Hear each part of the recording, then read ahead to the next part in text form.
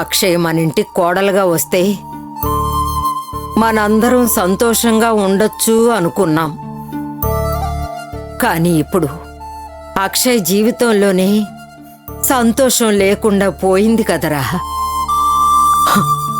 అమ్మో, 2 రోజుల్లో 10 లక్షలు ఎక్కడి నుంచి తేగలదు సత్యం?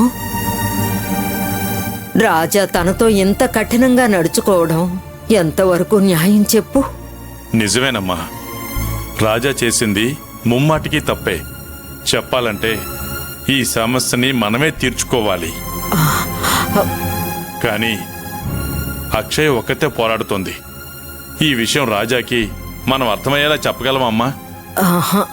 డబ్బు విషయంలో వాడి మూర్ఖత్వం మనకు తెలియంది కాదు కదా. అంతా నాకు తెలుసు సత్యం. అక్షయ్ని తలుచుకుంటుంటే నా కడుపు తరుక్కుపోతోంది.